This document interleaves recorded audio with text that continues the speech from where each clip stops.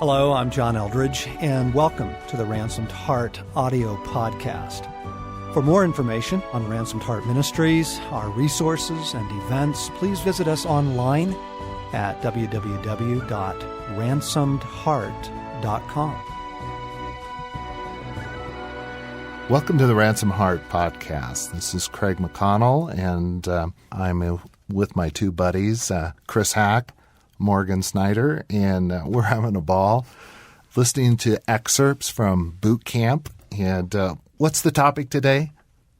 Today we're going to hear about the stages of the masculine journey. Morgan, a few words on that? Yeah, John's teaching here is incredibly helpful. It's based from the book Fathered by God, and we have an awesome video small group series on that as well.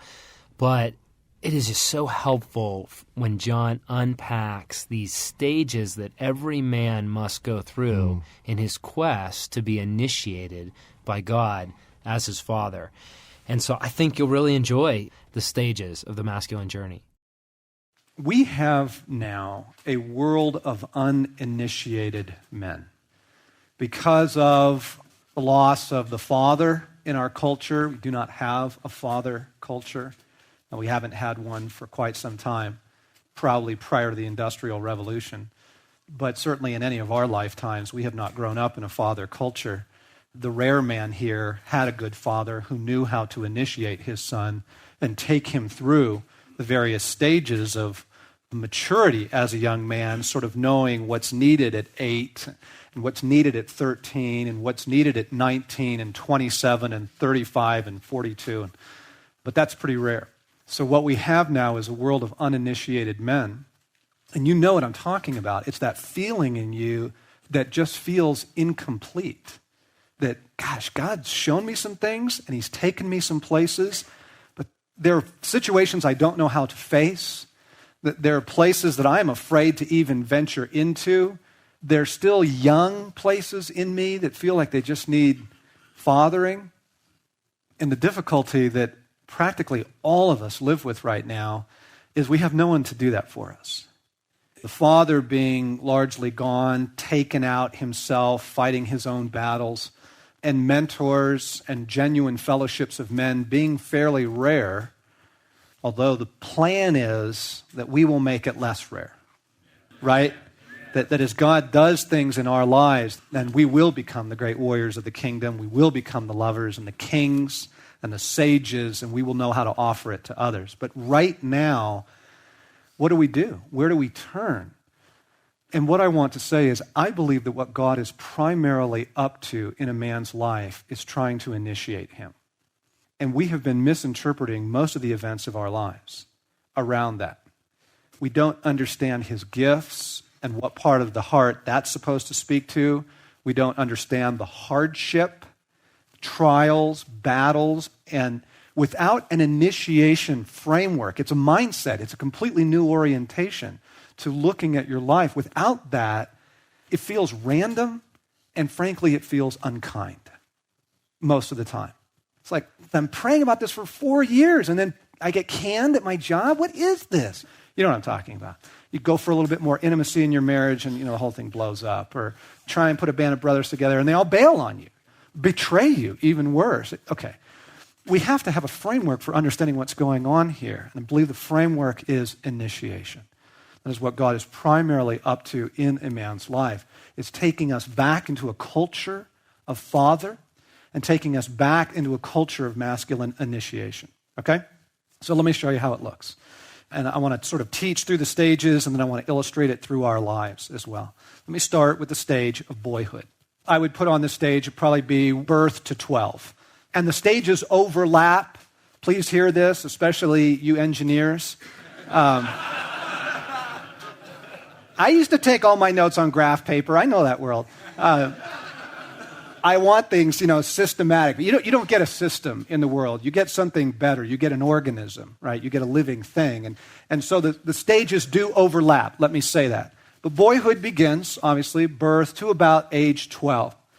And boyhood is a time of exploration, affirmation, and wonder.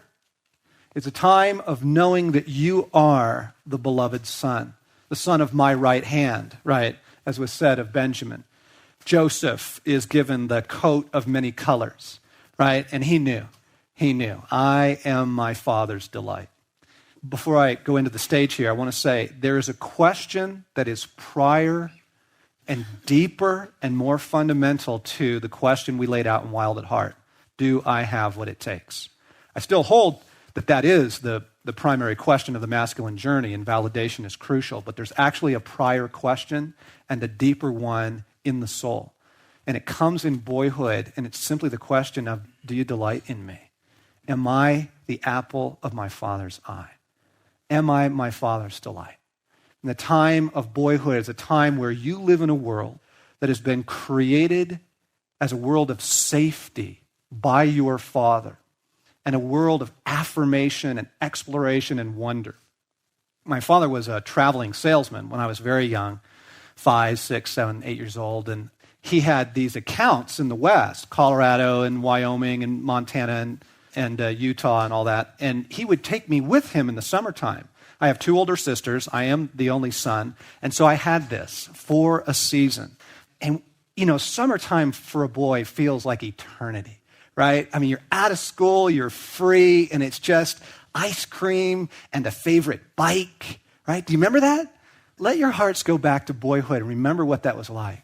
My father would take me with him on these trips across the West, and I was his navigator, right? And he was the pilot, and we'd go all over the West, and he loved to fish. And so what he'd do is he'd land us near a stream or lake or river about Thursday afternoon, and then we'd take a long weekend every weekend, and we'd just spend the weekend fishing to our heart's content. Meaning sun up to sundown. And we'd get back to camp, and he'd make Spam sandwiches, and I loved them. But the message was so absolutely clear to me. I love being with you. I love being with you. That's how you come to know that you are the beloved son. And then after what felt like 6 months, but it was probably 3 weeks on the road with my dad, he'd swing through eastern Oregon where my grandfather's cattle ranch was. That's his father. And he dropped me off there for the rest of the summer. And then I'm in a boyhood dream, right? Catching frogs in the irrigation ditches. And he had this catfish pond overrun by catfish. There were too many in there, so they only grew to about 8 inches. But there was like a jillion in there, which is perfect for a boy.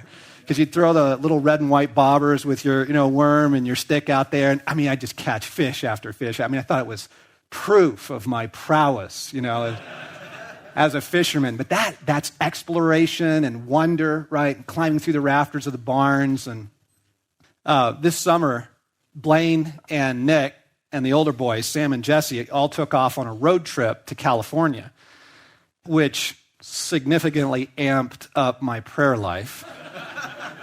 It felt absolutely insane to let them go, but we prayed, and Jesus said, yeah, let them go, let them go. They're ready for this. That's the Cowboy Ranger stage. We'll get there in a minute. But their youngest brother, Luke, he's still in the boyhood stage, and so he was left at home with us, and so I sort of seized on the opportunity. I'm like, okay, you are my delight. You are my delight. So we'd make pancakes in the morning and eggs, which he absolutely loves. We'd make a mess in the kitchen, and we'd be laughing over it. And then Luke has just discovered fly fishing on tiny creeks for little brook trout, which is about his skill level. So I took him way up this Forest Service road, and I had heard about this creek that was full of brook trout, and I only took 1 rod. That's very important, because the point was not the fishing. The point was Luke.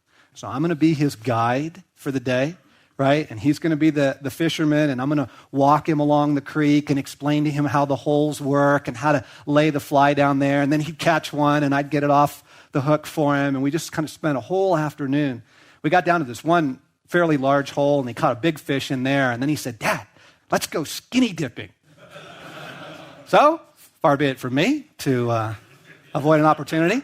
So we strip our clothes off. We're out in the middle of nowhere, and we jump in about 2 seconds you could last in this water. And we get in there, and when we get out, and we're just drying ourselves in the sun. We're just sitting out there buck naked in the middle of the woods. And Luke says, Dad, hold on a second. He says, let's just enjoy this moment. Do you feel how it feels, Dad? Okay, that's boyhood, right? You're the beloved son. You know that you are your father's delight. And he creates a world where it's safe to explore. I mean, the little boy is an explorer, isn't he? From the time he figures out how to climb the stairs, and he is gone in a flash. And you wonder how they move so fast when they're so little. To this time he figures out if he jumps over the fence, he can get down to Jimmy's house where they have the secret fort together. Remember this? Boyhood. Wordsworth has a wonderful poem. He says, there was a time when meadow, grove, and stream, the earth, and every common sight, to me did seem apparelled in celestial light, the glory and freshness of a dream. Think of the hobbits. The hobbits are the beloved sons. And what's fascinating, as you'll see, is that you will see the masculine journey laid out in about every story you've ever read or known. It's there because it's written on the human soul. We just didn't know how to articulate it for a couple hundred years.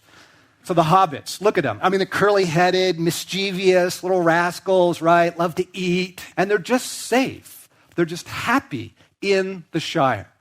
And it's a world of surprises, right? When Gandalf comes, he brings fireworks. And fireworks are gold to a boy, right?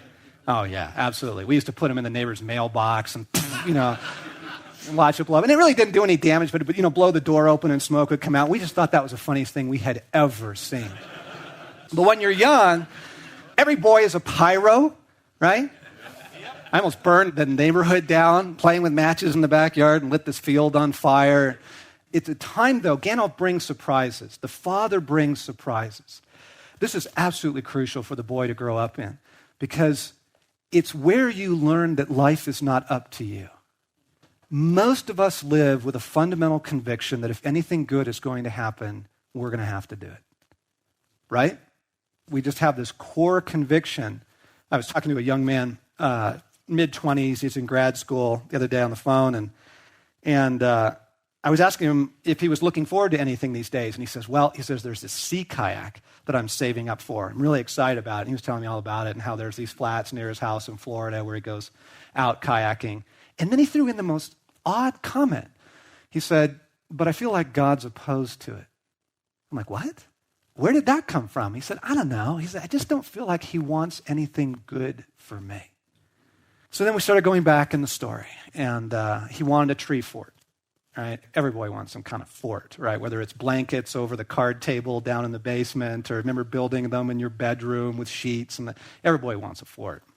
And they had moved to the country, and they had plenty of trees in their yard, and his dad actually worked in construction, but he wouldn't build him a fort. And so the young man I was talking to built it for himself, and he said, I sat in it like 3 or 4 times, and I just said to myself, this sucks. Who cares? No one's here to share this with me. See, when you're the beloved son, your father's looking for ways to bring you surprises and gifts and ways that you know someone's looking out for you. Someone knows your heart.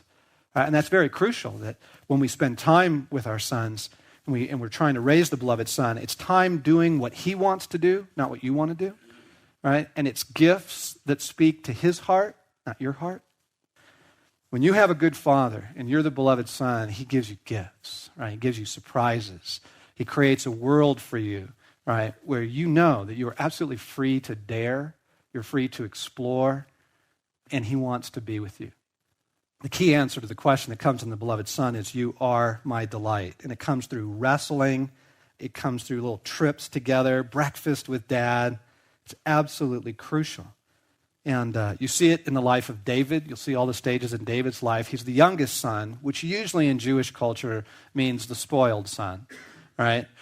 And in his Psalms, he certainly knows that he is the beloved son. Now, when we pick up with David's actual life story, you meet him and he's a shepherd in the field. That's the cowboy ranger stage. We'll pick up with that in a minute. But Jesus, clearly the protected son, right? Angel shows up, says, you guys have got to get out of town. So they go down to Egypt. I mean, his father and mother are constantly making sure that Jesus is safe.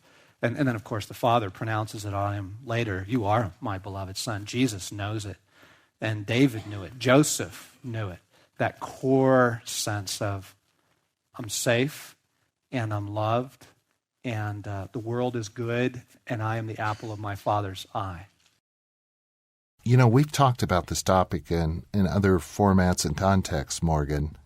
Why don't you share a couple of those? Sure. Yeah, I think it's one of John's books that's been largely overlooked but is incredibly powerful. is Fathered by God, which actually walks through the 6 stages of the masculine journey. And then we got together and filmed a video series on the 6 stages where John goes into a teaching on every stage, and then the team interacts, kind of a roundtable dialogue about those stages. It's a really, really helpful tool from what we've heard from many guys.